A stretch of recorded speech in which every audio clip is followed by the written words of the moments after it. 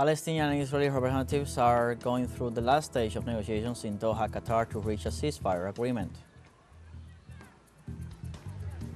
The UN warns that the number of people in Haiti who have fled their homes due to criminal armed violence rose threefold in the last 3 years to over 1 million. In Russia, the government accused the United States and Ukraine of planning terrorist acts aimed at destroying the European Union's energy security. Hello, welcome to From the South. I'm Luis Alberto Matos from the teleSUR studios in Havana, Cuba. We begin with the news.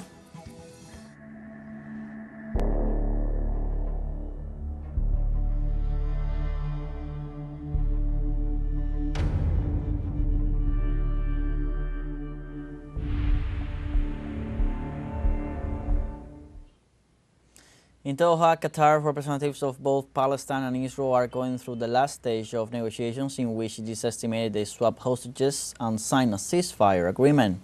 Official sources announced significant breakthroughs likely. Therefore, experts said Israel and Palestine are likely to reach an agreement on Tuesday. Spokespersons of both sides have been holding talks for a ceasefire in 3 stages. Authorities revealed the ceasefire has not been reached due to an obstacle they haven't detailed. Meanwhile, Gazans in the Strip are getting every day more exhausted as a result of daily Israeli offensive, remaining skeptical because they have already experienced similar situations before that ended in disappointed failures.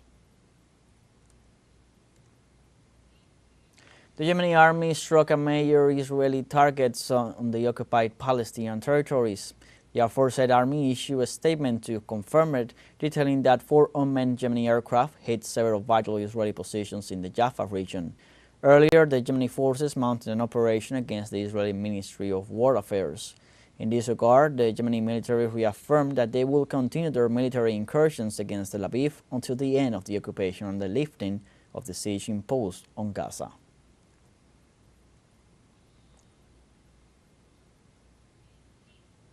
And Israeli genocidal forces have been going on their unprecedented offensive against Gazans in the past 24 hours. Currently, media outlets estimate this could be a sign that a ceasefire may be closer. Leaders of the Hamas resistance movement kept posted Palestinian authorities on their advances in the current ceasefire negotiations in Doha, Qatar.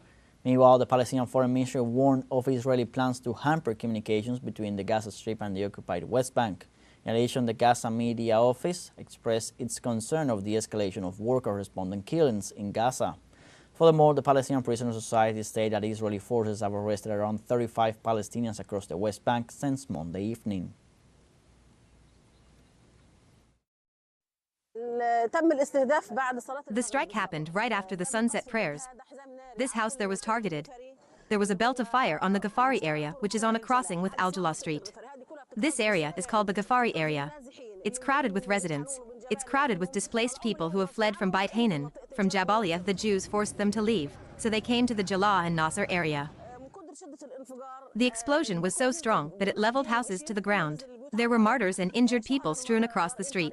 It was at sunset. There were no ambulances. There were no carts or cars to transport the injured.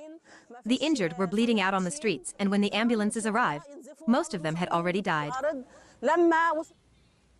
And Cuba officially joined South Africa's lawsuit against Israel for genocide in Palestine, as announced by the International Court of Justice on January 13th.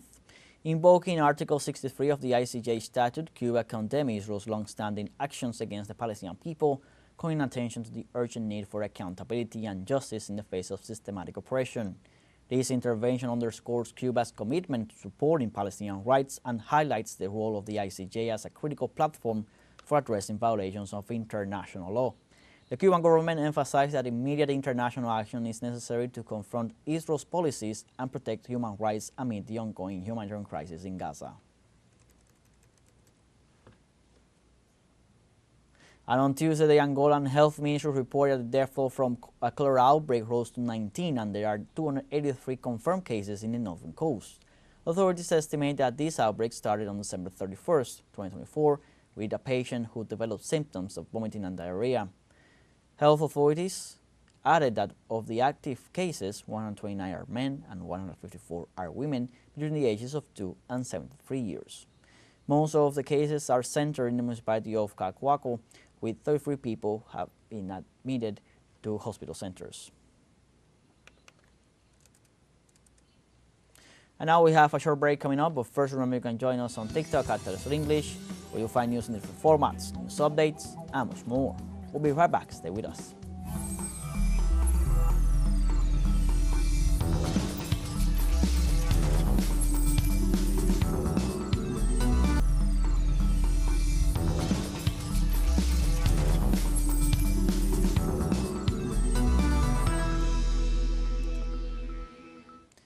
Welcome back. The Cuban Academy of Sciences commemorated on Monday the Day of Science at the Hermanos Almajeras Hospital in Havana. In the event, the president of the Cuban Academy of Sciences, Dr. Luis Velázquez, expressed that it is crucial to surge the figure of technology-based companies, in addition to empowering youngsters. In the ceremony, Dr. Alejandro González highlighted the significant contribution to science of the wise physicians and researchers Carlos Finlay. In sum, the historical date was celebrated Monday nationwide, as it is the nation's Day of Science since January 15, 1990.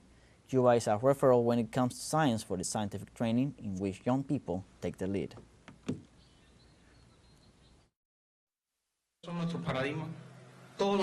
You are our paradigm. Everything that was read there is nothing compared to the knowledge base that exists in this room.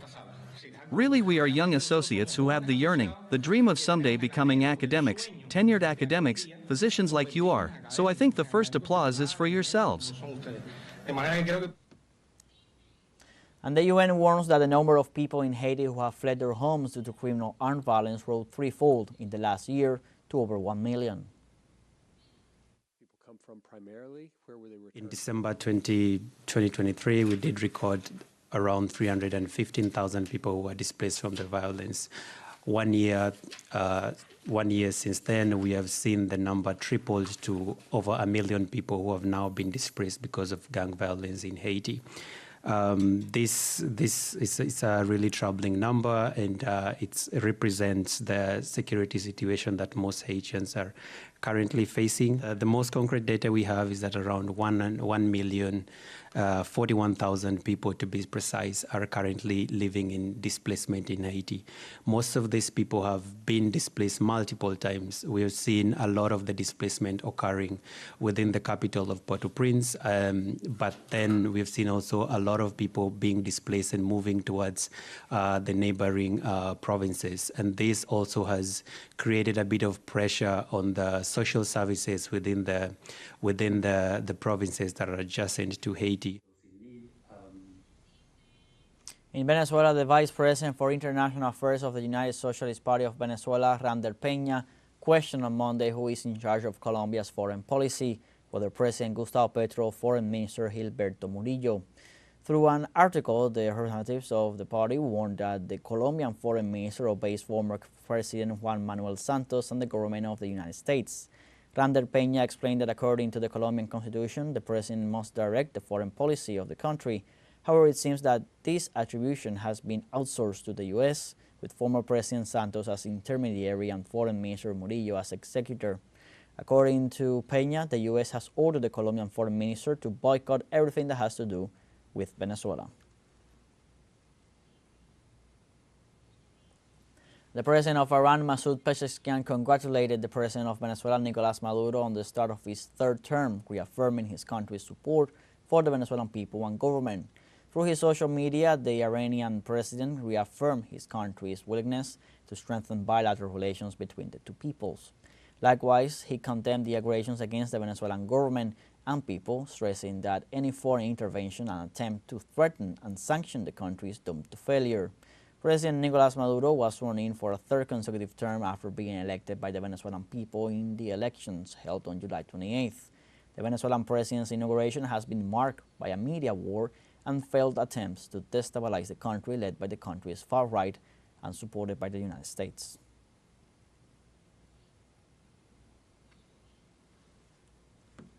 The International Congress of Communication in Caracas, Venezuela, came to an end after 2 days of work. The Congress has taken a number of important decisions. Details from our special envoy, Juno Soner. Caracas, Venezuela continues to be a global center of the fight against fascism and imperialism. After 3 days of the World Festival of the Anti-Fascist International, on Monday finished the International Congress of Communication with an anti-fascist, anti-colonial, anti-patriarchal and anti-imperialist agenda. Its objective is to be part of constructing a new world. A communication intended to recreate the narratives for changing the world, changing the subjectivities, the identities, changing the leading people who is creating the new states, the new utopias, the new forms to be people, to be humanity. More than 400 delegates from 100 countries came together for 2 days. Their battlefield, communication, networks, and the so-called social media owned by Western corporations. In 8 workshops, they discussed ideas and proposals with concrete outcomes. We decided to make an executive secretary to work permanently, not just in Venezuela, also in each other country that is getting over here. A number of decisions were taken. Delegates agreed to establish the Hugo Chavez International People's Communication Award. The first grantee are the more than 100 Palestinian journalists who lost their lives in Israel's attacks. Imperialism's walls cannot be an obstacle against the communication and development of the peoples that love independence, peace, and justice. This Congress is a beacon and a window for us. Creating the network of the networks established was a permanent secretariat within the International University of Communication, an international team of researchers, and the plan of action for the creation of media content. Media institutions will consolidate their relations within what delegates called the network of the networks, globally. As you know, Islamic resistance comes from other nature. Latin American socialism, the other one. But when these people that are trying hard to fight against imperialism come under or unite themselves under a unique flag of... Several speakers spoke about coordinating the effort with China and Russia. Delegates from the latter have already ideas. Russia has his own experience to struggle with fake news on political level, on society level. We can propose a project of laws for any countries how to work with fake news. In her closing remarks, the rector of the International University of Communications, Tania Diaz, said the Congress was a step further to complete Simón Bolívar's dream. In communications, the liberator's vision is now beginning to embrace the entire world. Yunus Soner, teleSUR, Caracas, Venezuela. We have a second short break coming up, but before we invite you to visit our YouTube channel at teleSUR English, there you'll be able to rewatch our interviews, top stories, special broadcastings, and more. Hit the subscribe button and activate the notification bell to stay up to date on the world's most recent events. Final short break, don't go away.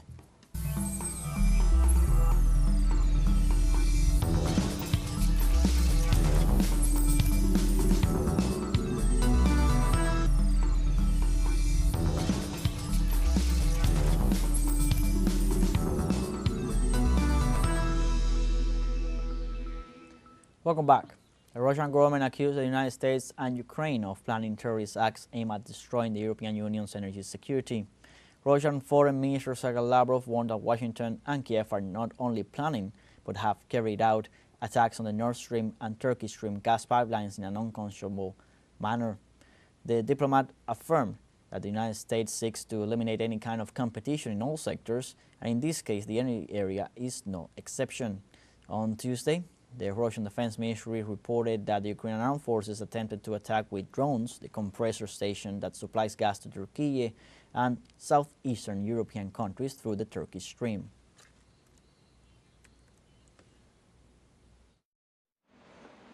The United States does not need any kind of rival in any sectors, starting with the energy sector, where they shamelessly allow terrorist acts to destroy the basis of the energy welfare of the European Union, where they encourage their Ukrainian followers to repeat what they did to the Nord Stream. and take the Turkish stream out of service.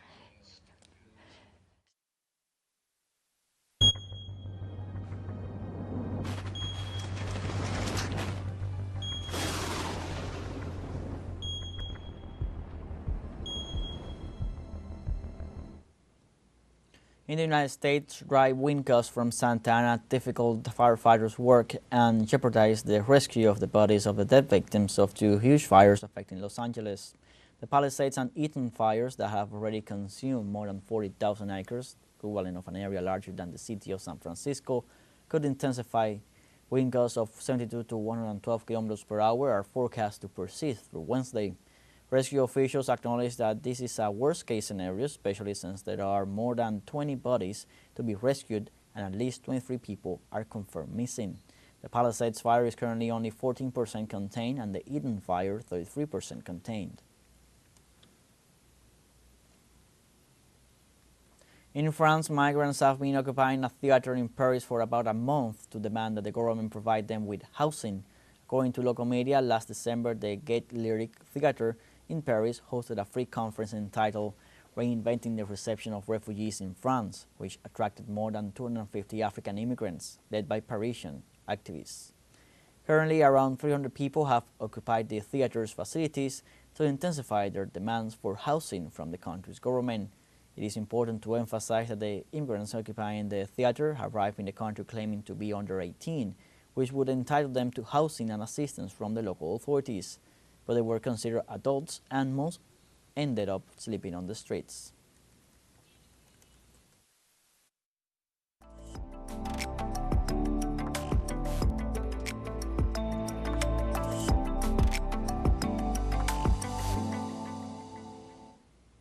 In Prayagraj, India, the Maha Kumbh Mela 2025 has officially begun, with organizers expecting around 400 million attendees over the 6-week festival.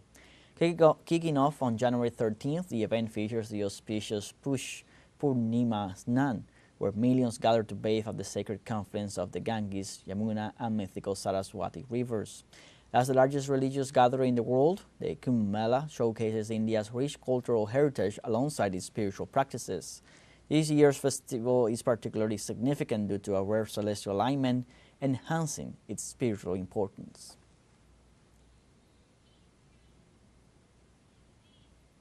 And Benin celebrated Voodoo Day, a festivity focused on the arts, culture, and spirituality around this cult. Let's learn more in the following material. In the southern city of Ouida in this African country, dozens of participants gathered for a 3-day celebration of this traditional event, which featured a mix of vibrant songs, dances, and the display of characteristic attire. Bailes y la exhibición de atuendos característicos. In practice, women play a central role during the organization of the rites and meetings, being the main responsible for teaching and sharing this knowledge to young and old people. Ese conocimiento hacia los jóvenes y personas mayores. Imagine a voodoo ceremony without all those people telling sermons. As you can see, most of them are women, because they are the ones who will carry the energy. Don't forget that everything is a matter of vibrations, energy, and frequency. So women, through their voices and through their hearts, give the energy and frequencies necessary for the manifestation of the divine energy.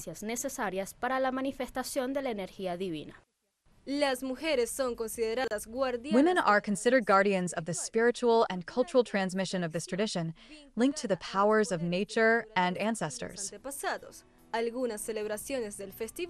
Some festival celebrations are even specifically dedicated to female divinities such as Mami Wada and Sikpada, underlining the importance of the role of women in a collective cultural action.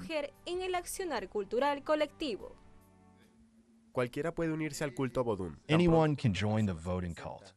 As soon as a person presents himself, he is put in contact with the priests, who explain the conditions to be met in order to be able to access the practice or simply the initiation. Every year, thousands of tourists from all over the world flock to the city of Ouida, considered the cradle of voodoo, to watch dozens of the faithful perform these practices and activities around the Voodoo Day cult, a festivity that enhances the spiritual and cultural heritage of the country.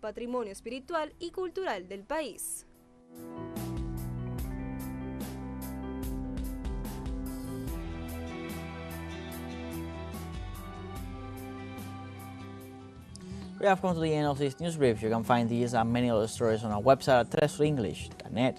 Join us on social media, Facebook, X, Instagram, Telegram, and TikTok. For TeleSUR English, I'm Luis Alberto Matos. Thanks for watching.